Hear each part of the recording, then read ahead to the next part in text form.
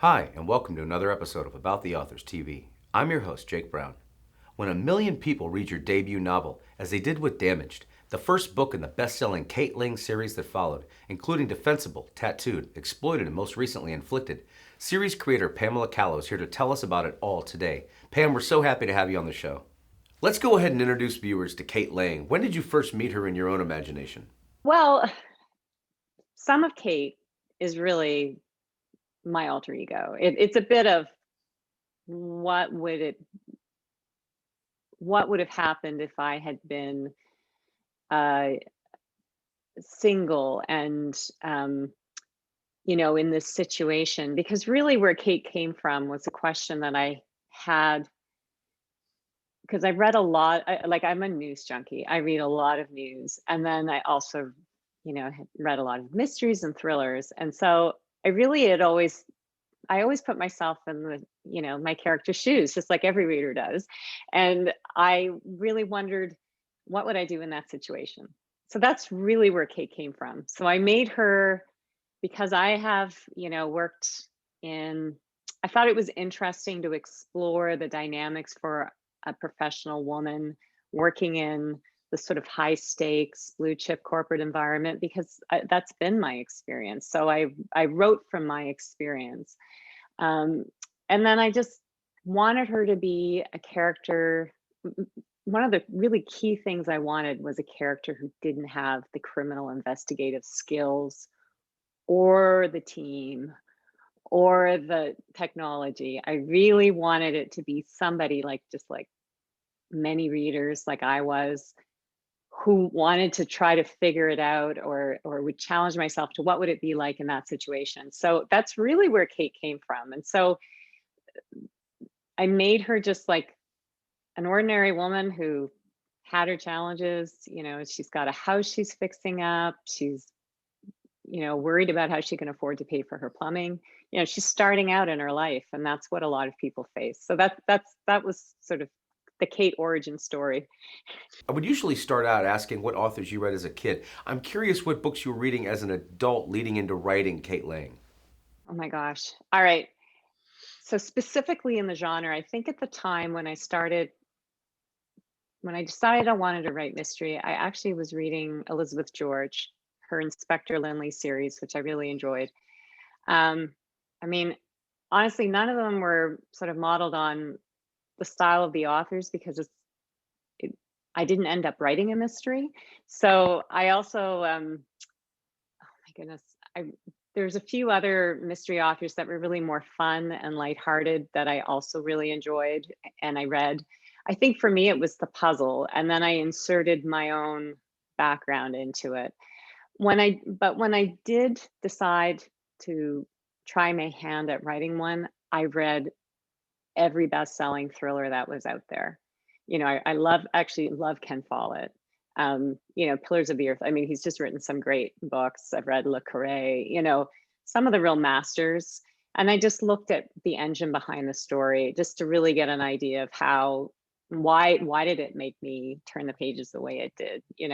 How did they set up the characters? So I did learn a lot. I spent some time studying what made those books, as successful and enjoyable reads as they were. Is that something you'd recommend to authors at any age? It seems like a way to both relax and learn aspects of the craft at the same time. First of all, I honestly think I've met so many writers. I've been so privileged to do that. And what I've gathered is everyone has a different process. We're all different, and so my own experience, I would say that when I started writing, I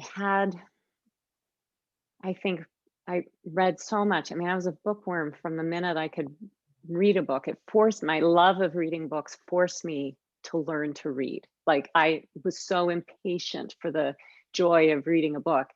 So I have, and then I did an undergraduate degree in English literature. I've read many, many books. So I think when I started writing, I had some of that in my DNA at that point. I had absorbed it. It was kind of at a cellular level, this storytelling, because I just had read so much and across, I love all genres. I actually, I love my undergraduate degree, I was reading a lot of 19th century English literature. I love Pride and Prejudice. Then, for fun, I went through a whole science fiction, and fantasy. I mean, I remember being totally engrossed in Robert Jordan's Wheel of Time series, and I loved Stranger in a Strange Land, like that whole spectrum of it. I went into mysteries and thrillers and, Elizabeth George and the whole gamut of writers that I really enjoyed. So you know, I read Outlander. I crossed all the genres, and I think when you do that, you do get an appreciation for understanding why you read it. And I think the fundamental reason is you care about the characters, and that's what makes it suspenseful. Now, turning the page back to childhood, would we find you being a big series reader? And what else will we find on your shelf more broadly in the way of authors? So the very first novel I read was Frances Hodges Burnett, The Secret Garden. That made a huge impression on me. I remember, so I've always been geared towards mystery. I loved Encyclopedia Brown. I remember pulling those books out of the library.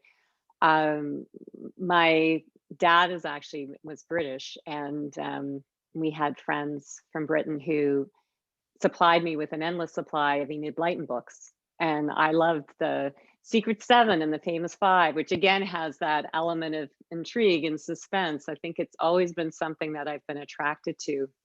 I also really love historical fiction, actually. So, I started at a young age, and my parents couldn't keep up with the amount of reading that I did.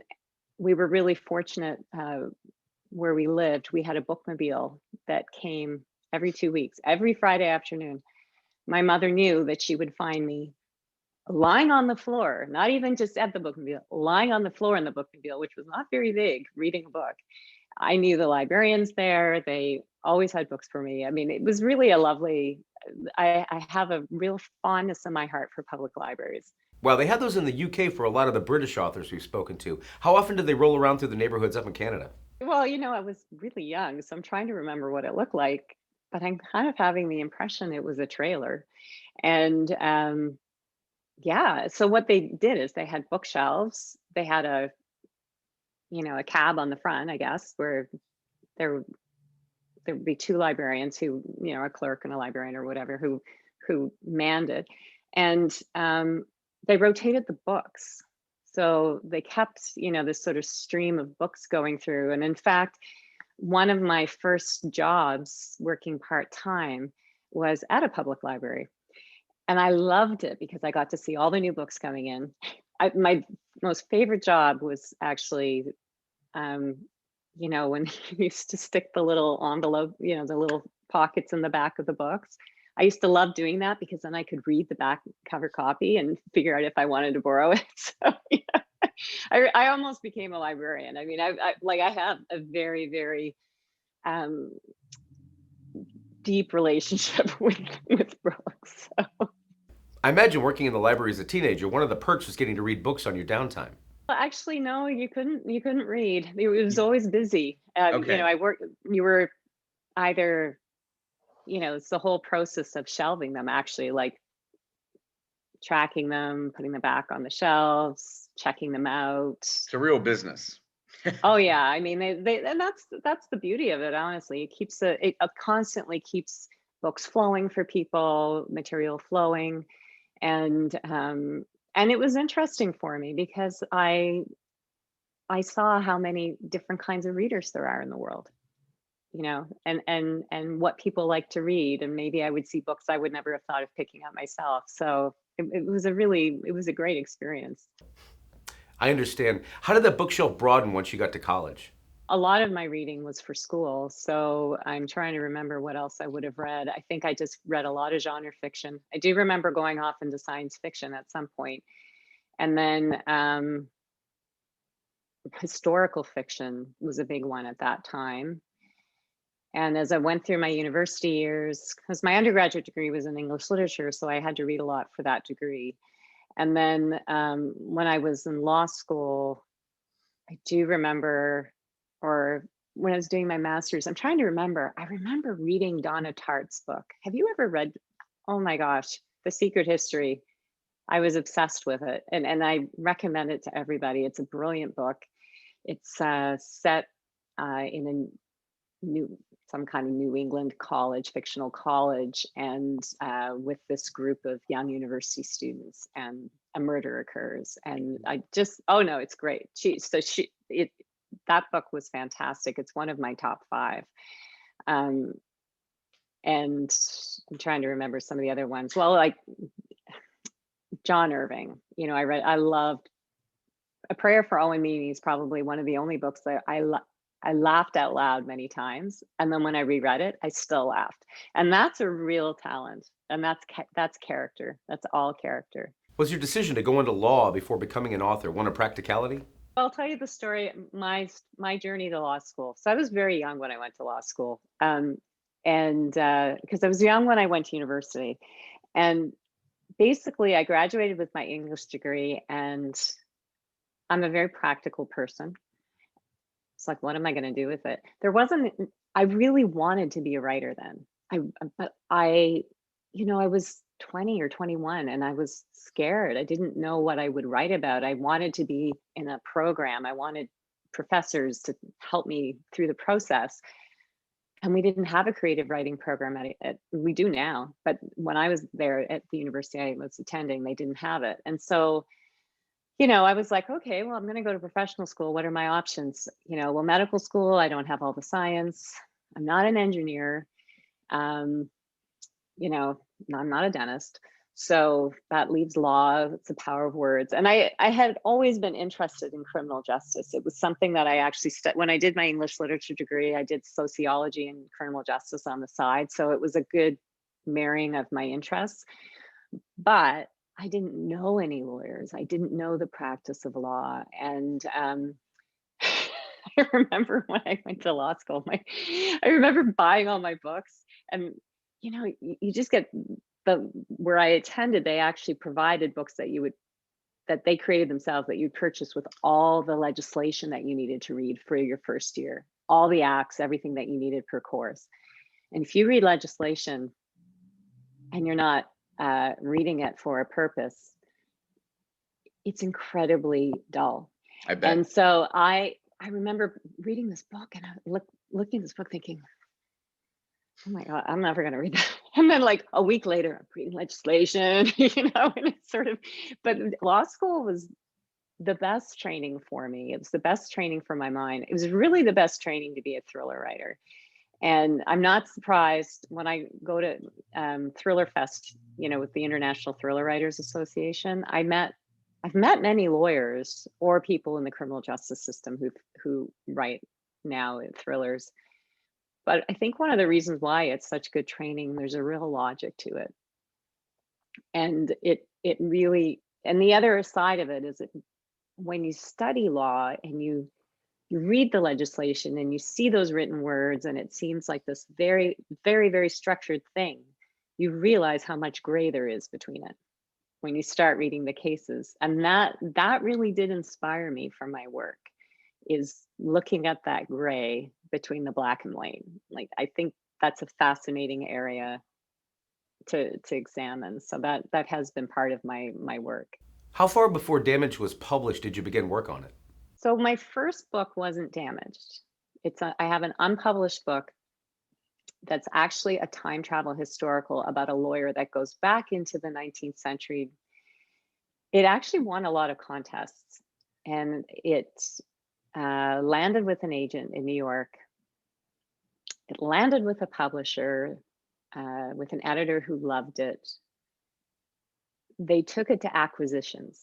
So in the New York publishing, I'm sure you're aware of this, but for people who aren't familiar with it, you have an editor in a publishing house who will read your work and decide whether or not they want to recommend it for purchase. And, there's a whole sales decision behind it, whether they think that this book is worth the investment that the publisher is going to make.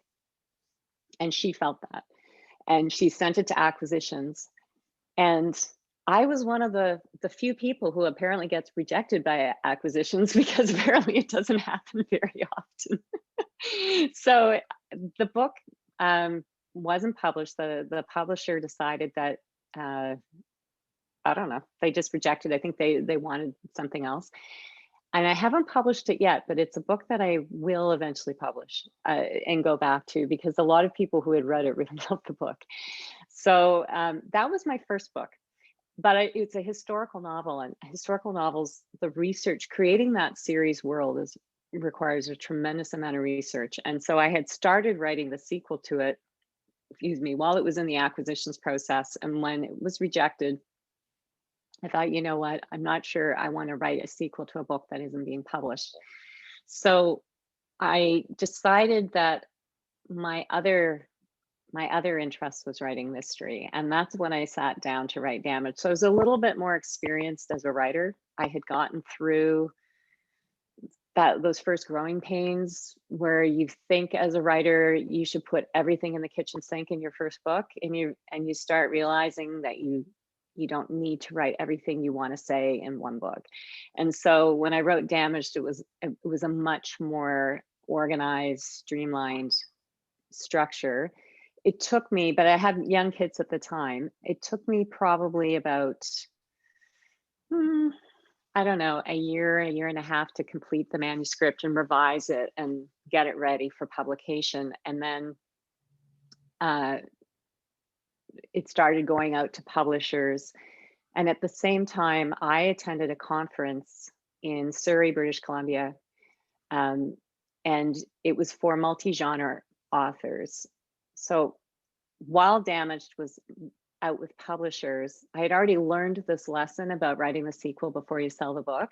So I wasn't going to write another sequel until I sold the book, but I had a plan in my head for what it would look like, and that was Indefensible. And instead, I actually sat down and started writing a middle grade novel, which was a mystery novel. And so I went out to this conference in BC, and I had been told, there was an editor that I had met that had come to Halifax, and I knew she was going to this conference. So I had reached out to her and just said, it'd be great to connect with you while we're out there. And she said, oh, well, I can't go, but I'm sending another editor in my stead, and you really should try to meet her. And I said, okay, that would be great. Because she said she might be interested in the book you've got out on submission. I said, okay, cool. So I'm trying to keep an eye out, but there's in conferences, there's this sort of notoriety. You don't stalk editors, like, there's these stories of people, sending notes under bathroom stalls and stuff like that. Like I didn't want to do that. So the very first morning of the conference, I was sitting in one of these big conference ballrooms, and we're at this breakfast where all these people were speaking. And it's one of those large tables, and all of our name tags were sitting like beneath the top of the table, so you couldn't see anyone's name. And they started introducing all the industry guests, and lo and behold, this editor I was supposed to meet was literally sitting at my table opposite me, and I hadn't met her. And so at that point we connected, and we met later for a glass of wine. I don't really drink that much, so I was being very careful, because she asked me to pitch my story. And Damage is kind of complicated. So I was like, okay, I can't drink very much and actually get through this whole story. She was lovely. And anyway, so this editor was actually the editor who bought Damaged. And that's what happened. And then I actually pitched my middle grade story to a different editor, and she was interested in it, but I didn't have time to finish writing it because I got into a publishing cycle with Kate Lang. When you're launching a new series like this one, how much time did you spend working on the plot that you were going to have Kate dive into in the first book? The way that story came was, I was thinking, I want to write this. I actually thought of a mystery, not a thriller. So, and the real difference is, that the main character isn't in jeopardy. I was sort of thinking along Elizabeth George as opposed to writing like Lisa Gardner. So basically I was reading the newspaper, and there's this little story, and I read it, and I was like, whoa, this is this crazy story, and it's true, and it's not well known because it's for whatever reason, not getting a lot of press. And this would be a really diabolical story to put in Damaged. And it had a biomedical element, and I've always been interested in medicine. So there were just a lot of elements to the story that really appealed to me. And so I took the story, and the only thing I'm going to say about it, because I don't want to spoil it for any readers, but the person who solved the crime was an accountant in real life. And I have a lot of respect for accountants, but I couldn't figure out a way to make that super thrilling in a novel. So I changed the way that the story unfolded. I changed a lot of things to it, but I used that, the nexus, the key element of the crime is one that's based on a true story. Kate Lang is such a great character name. How much time did you play tooling around with that before settling on it? And anything else about her origin story that you would share with viewers? Those are good questions, because some of it was a little bit of trial by fire, I have to say. I did know that when I decided to write a character who was a lawyer, I thought, well, because I knew the culture, I worked in a big firm, I sort of understood some of the dynamics. I thought it's really challenging for people who don't have a certain pedigree, who, you know, in Kate's instance, what would be the most embarrassing thing to deal with, or the thing that you would feel the most uncomfortable about? And that would be either you're a criminal, or your father is a notorious criminal, which is what happened to Kate. And then, but I also thought she needs to live. That's not her fault. Like that's not a crime that, I think one of the themes in my books is, the sins of the father. Like, how are you defined by that? And can you move past it?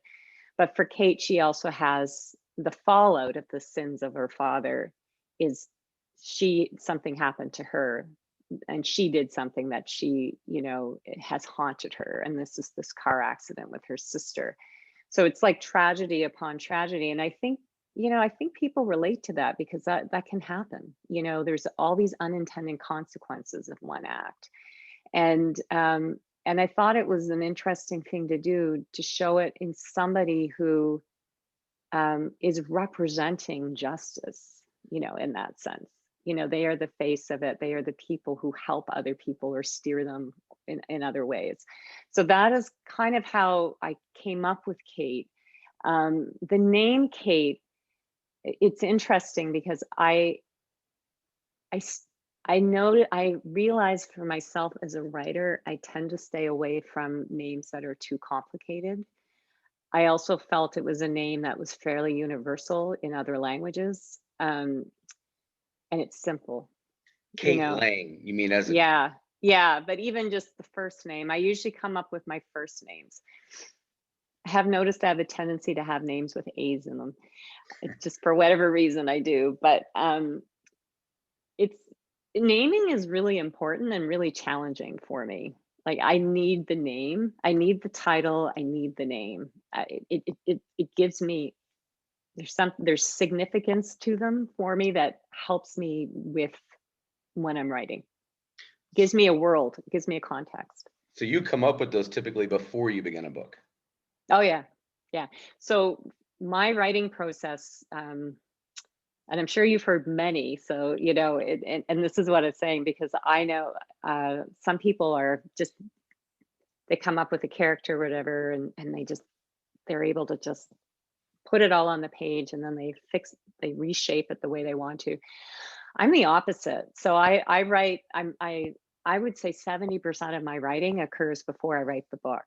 And that is very much, I research, I figure out what I want to write about. And that's usually, sometimes it can happen so randomly, and the question sits in my mind. And then, or I'm reading something and I get a question. It's usually news or policy or something. And then I start figuring out how I could make a story around it, and what would be interesting about that story for people. How would it relate to people's lives? Because I think that's really important.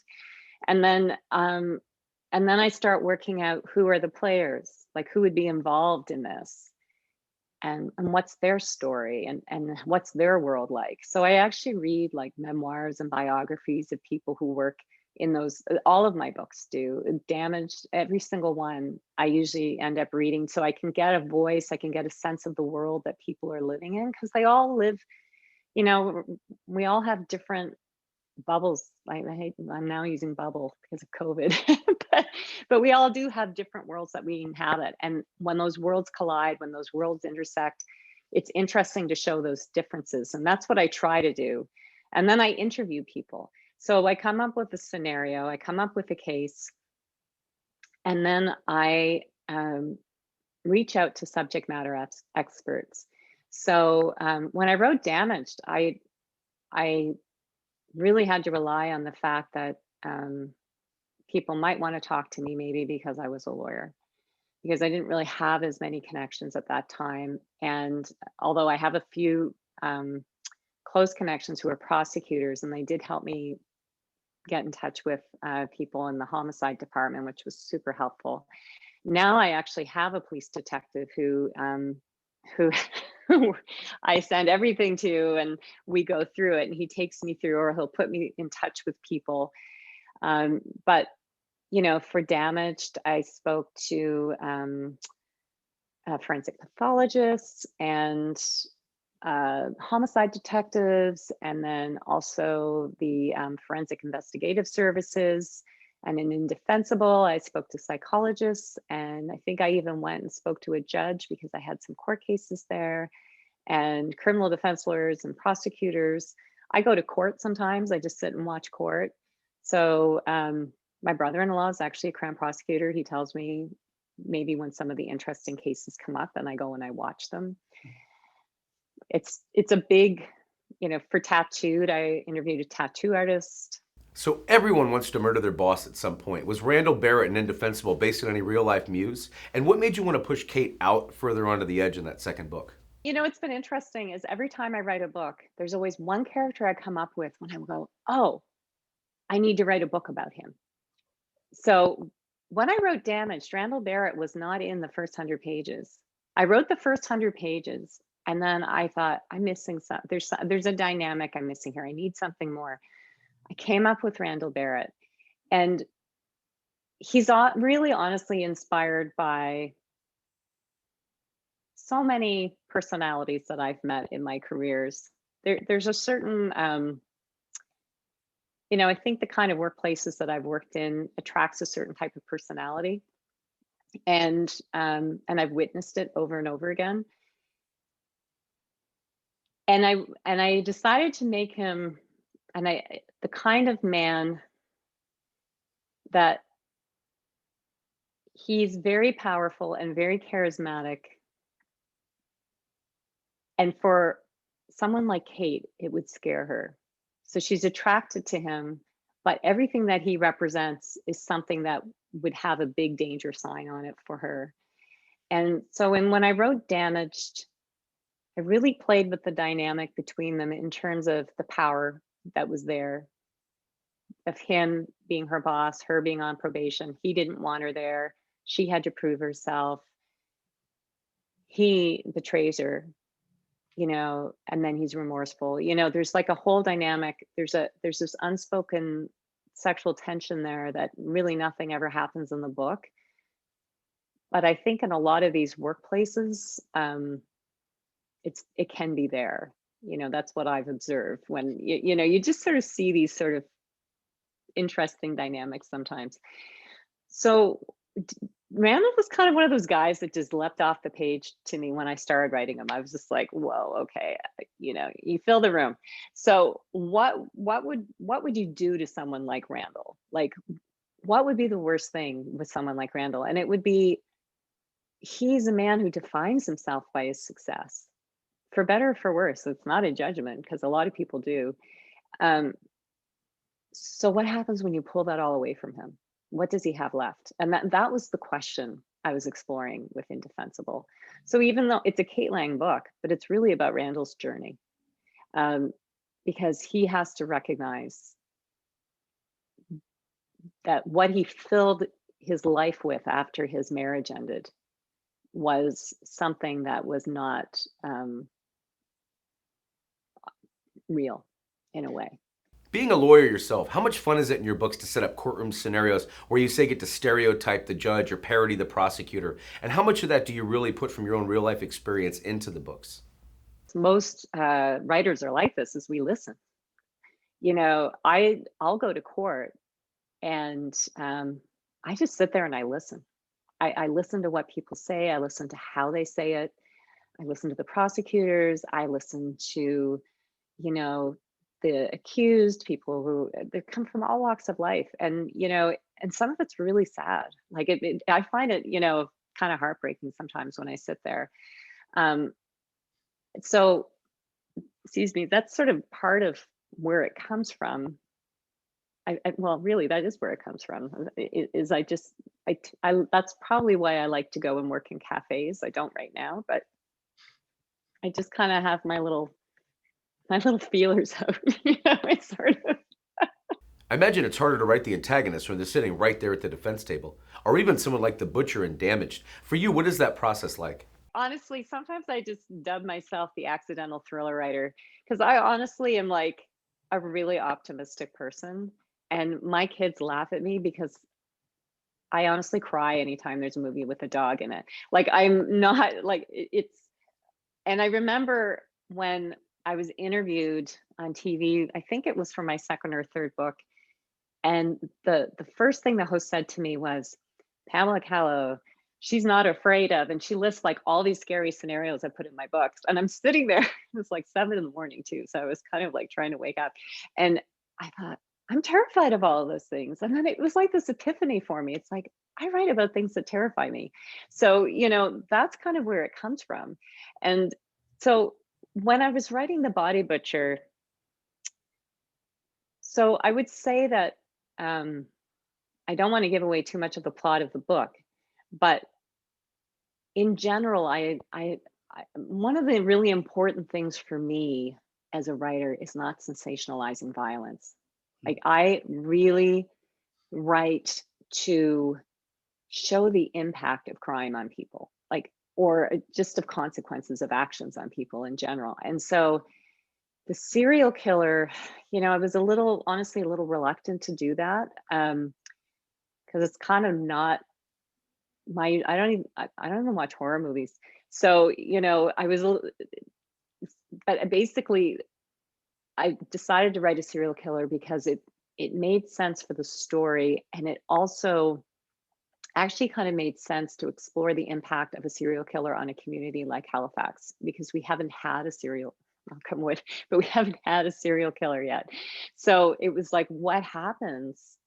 And then, the other thing I really like to play with is having multiple antagonists in a story. So in that story, he's not the only antagonist. And so to me, it was very interesting to see what would happen when suddenly those antagonists are in conflict with one another. So those are kind of the reasons why I ended up with that.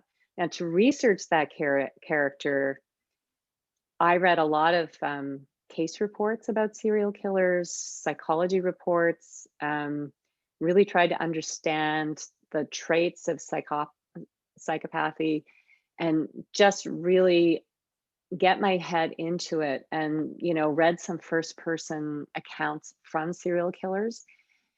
So but it's challenging. Like it's challenging for me to do it. I will say that I read a lot more than what I put in my books, and I find that hard.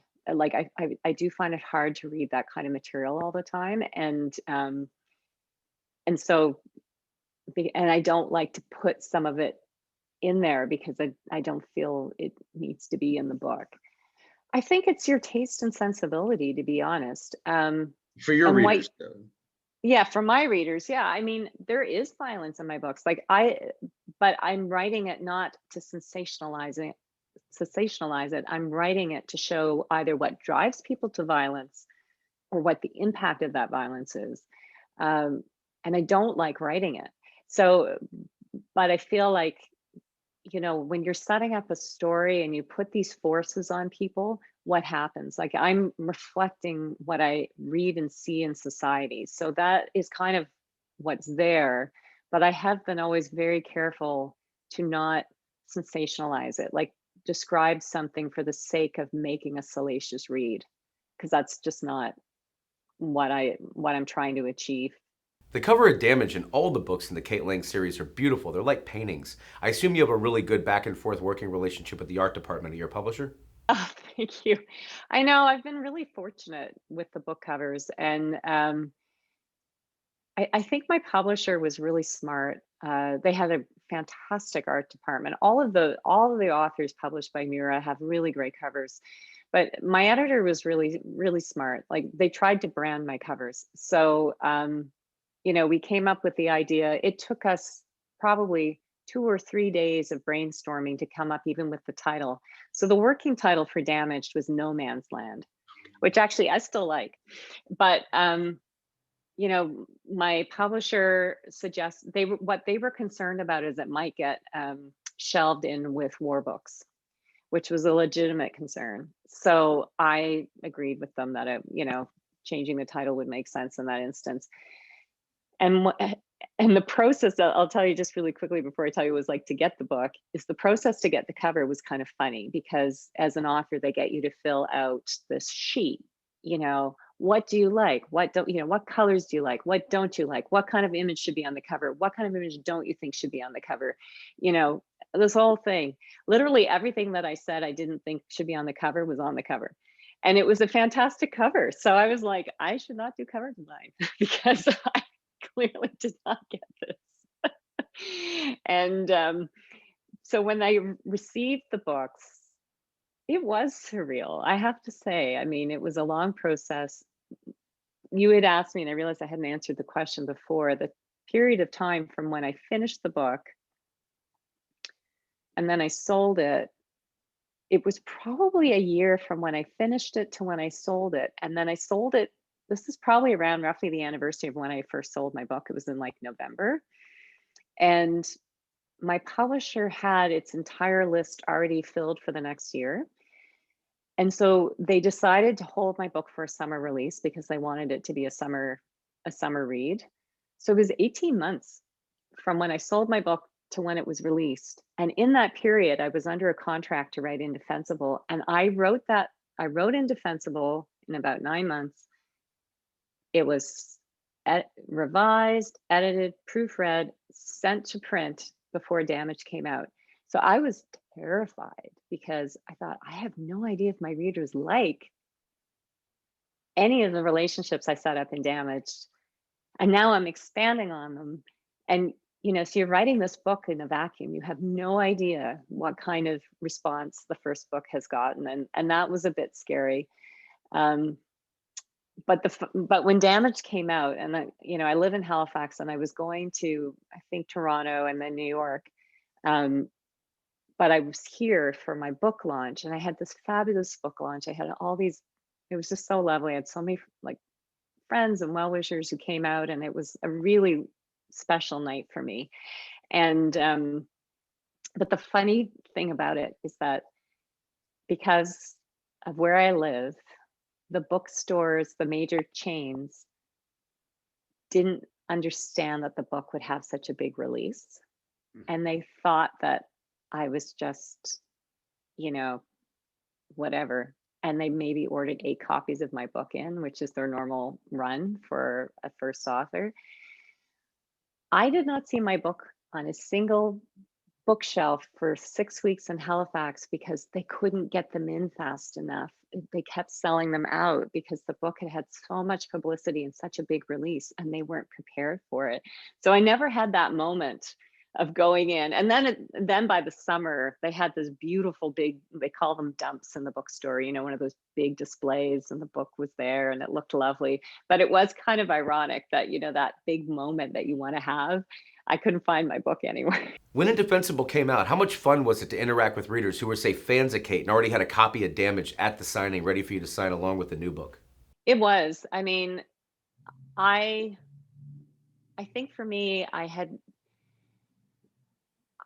as an author, I don't think I knew how deeply it would affect me. And it honestly has been the most rewarding part of being an author is connecting with people in that way. And it also made me realize that, when you're a writer, you write, like you have to, there's something in there, but it's sometimes hard to articulate why you do it. And I think it meeting readers and talking to them and connecting with them and seeing why one connected with Kate, or why someone loved Ethan, or they loved Enid and Muriel, my elderly sisters, or the cat, or whoever it was. It made me appreciate that the reason why I do this is because I love to have a dialogue with people. Like, and that's my way of speaking to people about things I care about. And it's wonderful when they respond because they care about it too. When you get done with book tours, say when you were getting ready to work on Tattooed, do you ever take input from those fans you met, or say even an editor at a publishing house before you start work on a new Kate Lang book? Tattooed was interesting because by then I knew there was sort of Team Ethan and Team Randall. So that was like a little challenging to navigate. And I remember my editor asking me, I think when I went back to contract for Tattooed, because I was under contract for the first two books and then we went back to contract. She goes, what's going to happen with Kate? Who's she going to marry? And I was kind of like, I don't really know. And that was true. I needed to live with Kate through that, to see what she would decide. I didn't have a big life plan for her. And with Tattooed was a really challenging book for me to write because at the time my dad became very ill and I was responsible for really helping him. So because he was a widower, and so it made the whole process of writing like more challenging because I was really dealing with a lot at home. And I had decided at that point that what I really wanted to explore was what it was like for somebody to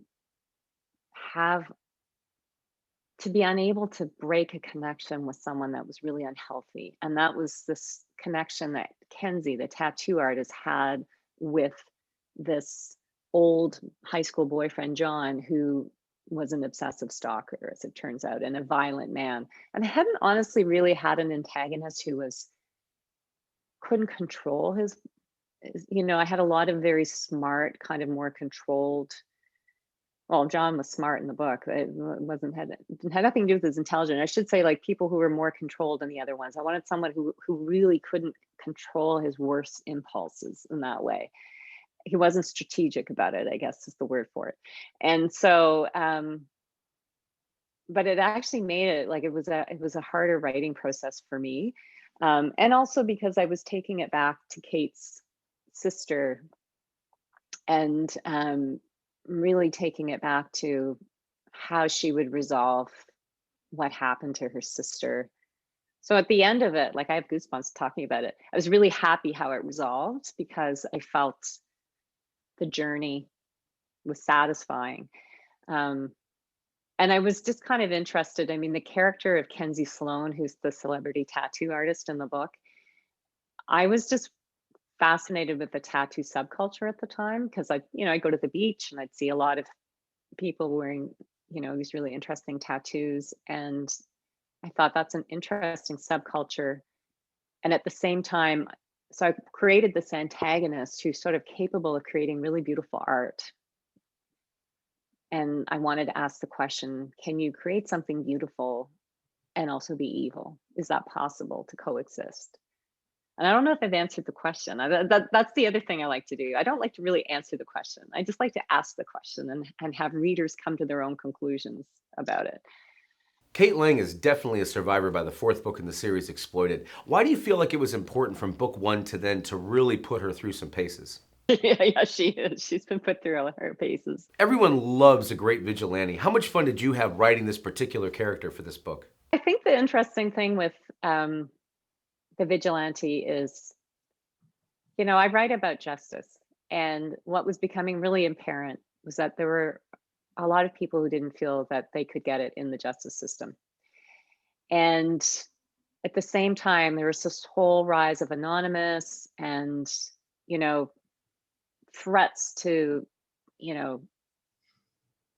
ensure justice was meted out to someone regardless of whether or not it was done through the proper channels. And I thought that was really an interesting dynamic in society. And so I decided to write Exploited, which is a cyber thriller, which in and of itself is a challenging thing to write, because you have to make it, cyber technology is not easy always to describe on the page, right?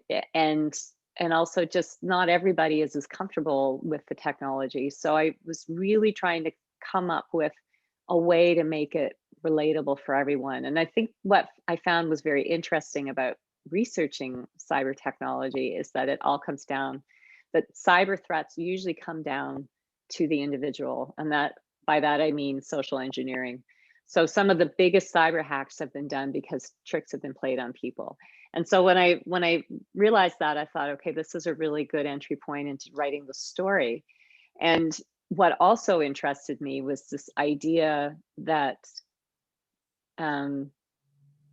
you could use technology in a way to create threats that government or people just, they're not on top of, and that's actually a little bit of the same theme in Damage. It's that, and comes from being a lawyer, is you see that regulation is so slow and technology is so fast.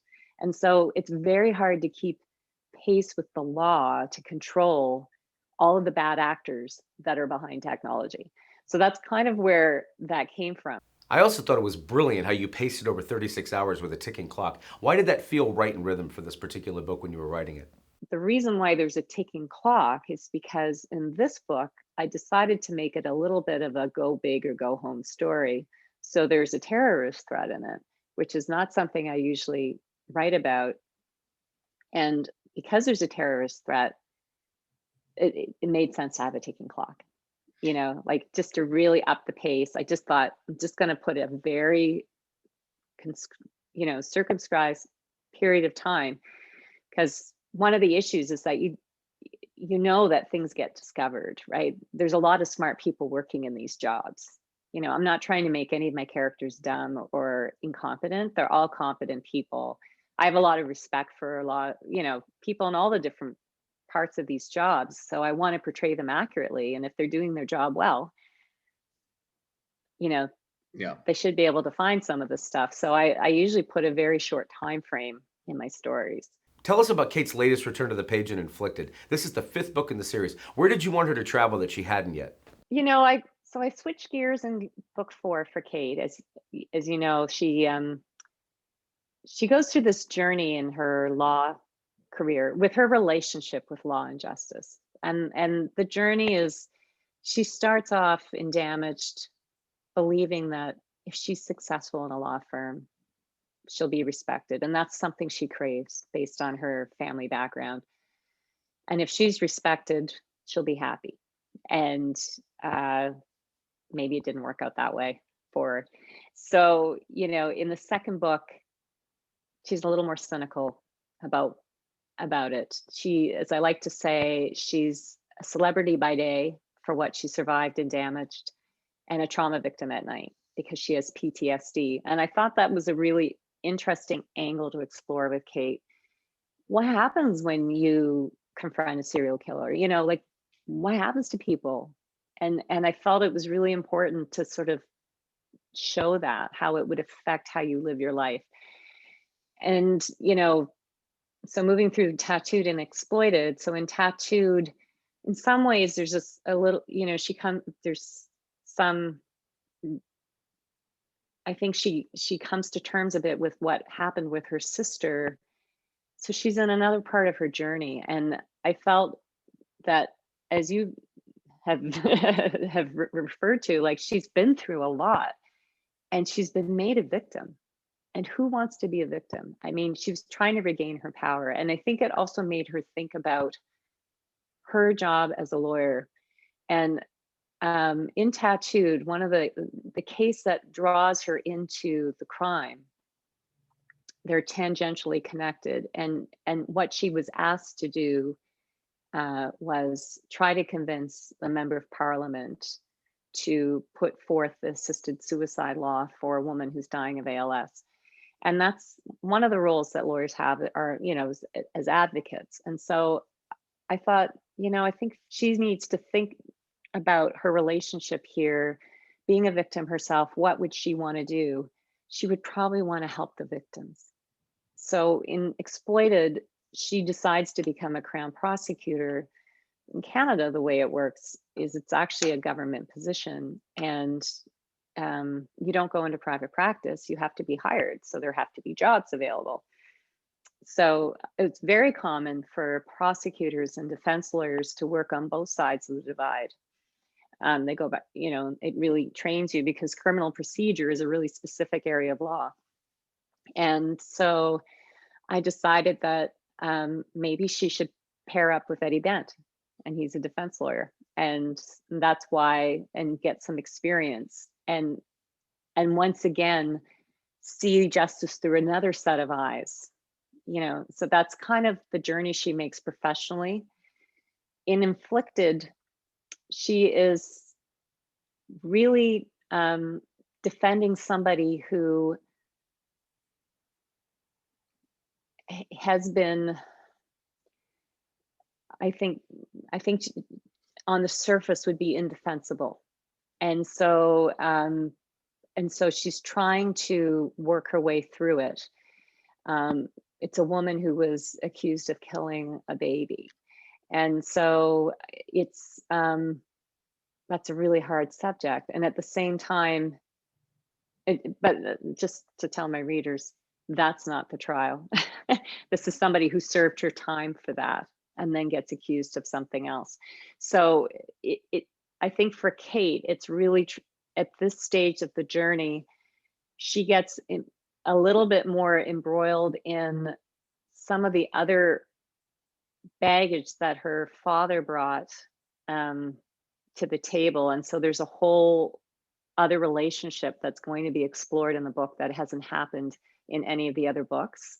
And at the same time, I have two new characters. One's a forensic anthropologist and one's a forensic pathologist, who have a little bit more airtime in the books as well. So it's kind of just, weaving in and out those stories and trying to figure out which side.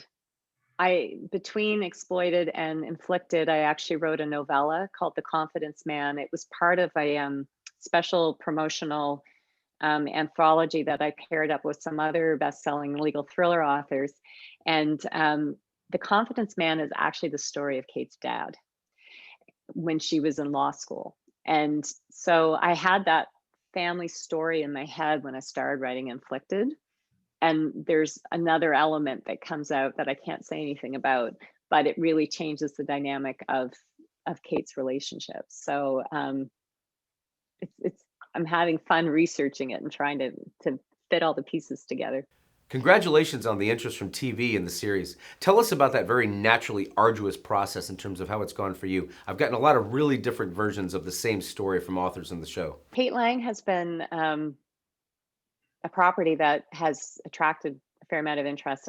And I realized I had been through a process before and with it. And, it's the normal process is that if somebody options your books, then they have the creative license to do what they want with them. And that's the deal. That's the contract. They pay you some money, they get the rights to develop the story. And that's the way it works.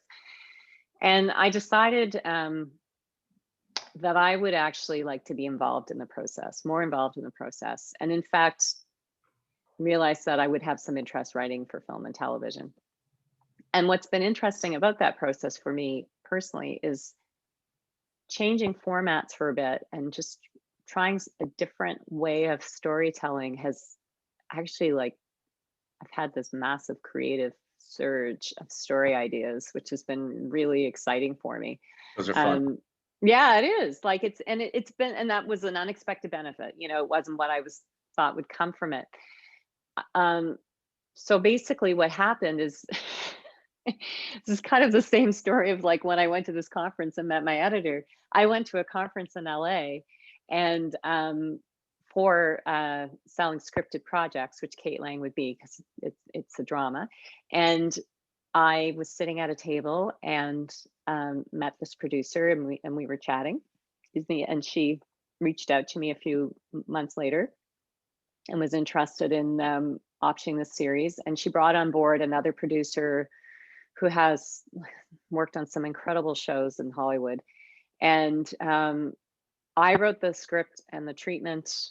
I'm there right now, getting it out there. So it's been a great process because they're really savvy women to work with, and I'm enjoying. They're very collaborative, and I'm just enjoying the whole process of kind of exploring that side of Kate Lang. How important was it for you to stay directly involved in the writing of the teleplay and the adaptation of Kate from book to script? I think that TV is a medium, especially the more I work and developing things in it. I think it is hard to stay faithful to every aspect of the story because they're just different mediums. The experience is different, and somebody watching TV is expecting a much faster, more. They see the world, so they don't have to read the world. It's there. We have a lot of visual cues that we aren't always aware of, and so I can definitely appreciate how adaptations can be quite different from the book, and I don't have a problem with that.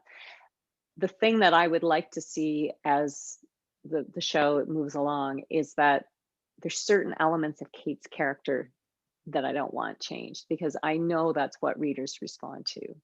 And I feel like and there are aspects of the story itself, the fact that she's not a criminal investigator, she's not an addict. There's a lot of sort of, very tortured leads of mysteries and thrillers. I really wanted to create a character that just had, she was just smart, and she might be scared, but she had a lot of integrity. She just wanted to find the truth. And I think there's something powerful about that. And because has definitely resonated with the people who have read the books. So it's more that, it's sort of more keeping the essence true. But I think the plots are pretty well plotted out. So, I'm not sure. I honestly don't know how it'll be developed. I mean, it's right exciting. now, it's exciting. It's great to see that there's interest in it. I'd love to see Kate on the screen. Would love to see Halifax on the screen, I think, and it has been before, but just to have our world put up there, would be really, really exciting for me. What'll get you most excited tomorrow morning when you get up to sit down and begin work on the new Kate Lang novel, or any project for that matter? Let me think. It's usually the beginning. It's sort of an idea. So I'm just sort of intellectually engaged. I'm really interested in a certain aspect of a world or a question. And I'm a little bit of a research geek. So I love that. One of my friends called me a nerd. I was like, I think you're right. But, I love that side of it. But once I figure that out and I'm actually writing the book, I think the first 100 pages, like when you're setting up those characters, it's hard work. Like it's really hard work. Like you're trying to feel that character. You're really trying to get into their world. And so I'm one of these people that have to kind of like cram it in my head, like I read all these memoirs and stuff. And once I feel like I have enough in my head, I start writing. And then you get that energy. Because in a way, I can't really describe it, but you are connecting with that character. You're feeling what that character's feeling. And so it's very absorbing, and you kind of get into this incredible like physical reaction almost. It's interesting. Sounds like it. I mean, I don't know what else to say. I mean, when I wrote the climax in Damaged, I think I sat down and wrote it straight. Like it was probably 4 hours for me to write it because I'd set it up. Like, this is the one thing I'm kind of slow getting started because it takes me a while to really think it out. But my first draft is a really good first draft. Like if it needs to be revised, it's because a plot element isn't quite working or anything, but it's in really good shape. So as I go through it, and you've got the setup and it's all working, and then because I have like flow charts. Like I have it all planned out, so I know how to write it, because it's really hard to change it. If you got one piece of evidence in the wrong place with the wrong person, to go back and unpick that all in the entire book is really a lot of work, and it's very easy to miss something.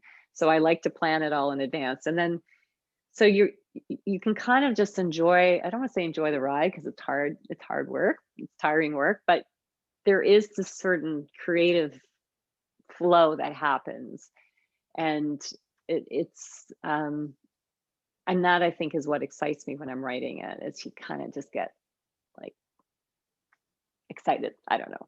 So you feel it's important for veteran authors or new ones just starting out to immediately start building a social media following so they can service a reader base as it grows? Social media.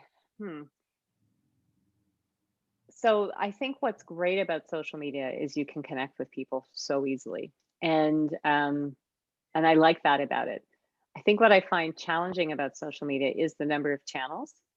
So what I have learned about myself as I go through this is that I think because writing does take a certain amount of energy from me, and it uses a different part of my brain. That is one thing. Like I know that. Like it's just a different. You have to kind of go inside yourself in a way to be able to translate onto the page. Sometimes I find it hard to respond because it almost, I don't want to say breaks the spell, but it's I have to have a certain be not necessarily being deep in a writing mode to do that, you know. And I don't have a publicist, which I think in a way it would be nice to have, but I also like genuinely responding to people, so it's kind of the mixed bag. um I do have, social media channels, and I post on them occasionally. It kind of depends where I am in the publicity cycle of my work. I've been doing a lot of development work right now, so I've been a little quiet on social media because a lot of it is just writing and doing stuff on the film and TV, and that stuff I can't really talk about. There's only so many pictures I can put up of my dog, and it's like sort of trying to figure that one out. If people have ideas of what they want to see, they should let me know. Any advice more broadly that's helped you get where you are that you could share with the aspiring author that's watching? Okay, these are a couple of the things that I think would be helpful. First of all, um, be kind to yourself. This is something my husband says to me all the time. So I'm passing on his advice because I can beat myself up about a lot of stuff. And he says that, and he's right. I think you need to be kind to yourself. Um, the second thing is, I remember I had a writer ask me about this, and she wrote a beautiful book, and I read it, and she was selling it to a publisher, and she was not very confident. And I was like, but if you don't believe in yourself, no one else will. So believe in yourself. If you believe in what you're doing, because you're investing a lot of your time in it, so you must believe in it. So you have to let people know. And I think that's really hard, especially for writers. I tend to sort of be on the border between introvert and extrovert, but I worked in careers where I was used to presenting to people, so I could kind of get past some of that. I think it's really hard if you don't have that experience. And so you have to let people see why you believe in what you're doing and have confidence in what you're doing. And if you don't succeed, I mean, I'm the writer who got rejected at the acquisitions level. I love to have I do slideshows with presentations, and I'll take them through the journey of almost getting published, and then I have this big rejected slide. It's part of the journey, and it's what you learn from too. And if I hadn't been rejected with that book, I would never have written Damaged, or at least not when I did. I think as a writer, when you're thinking about writing your story, especially when you get down into the weeds, think about, what's the question that made you excited about that story? What was it? A person? What was it? What was that little bit of ether in the air that you held tight to yourself and said, this is what, that's your inspiration. And you have to go back to it, because writing is hard. It's a long process. It's full of self-doubt, a lot of coffee. And it can be a brutal process to put yourself through. When you're writing about characters, I write multiple points of view. So I develop every single character. But I had a character in Damage and she had one scene and she was the head of the forensic identification service. I wrote her entire life story before I wrote her scene. She's now in my 5th book because I love that character. But what I would say to writers is every character has a story. It doesn't matter how small their part. If you watch a great movie and you have those little character actors who can make a part and they're who you remember, you need to give those characters life because they are part of your main characters' lives. They're not interacting with cardboard. So what I would like to say to anyone writing, you have to do the work. Every character has a story. If you know those characters and you know their story, you're going to know how they react. And that leads you to always put yourselves in their shoes. So when I know I'm not ready to write when I can't put myself in the shoes of my character. When I'm writing and I'm just writing something to move A to B, that's not going to get me anywhere. And so if you can put yourself in the shoes of your character, if you understand who they are, why something would hurt their feelings, why something would make them angry, what would motivate them to act in a way they normally wouldn't act, then you're ready to write. And you can write that character. And then I'm just going to try to remember what else I said because it led from that to the last point I'm going to make, which is write with energy. So if you can feel that, you write with energy. And I had mentioned before about my first drafts. A lot of my best writing is in my first draft because I have I've done the work up front that when I know that character, that's when you get those little moments of discovery. And they're really hard to get back on revision unless you're writing something completely new. And it's those moments of discovery of your character that make the reading enjoyable for the readers because you're excited. And when you're excited, it gets on the page. So that's what I would say to any aspiring writers. Pam, it's been so much fun talking to you. Thank you again for taking out time to be on About the Authors TV. All right. Thank you, Jake.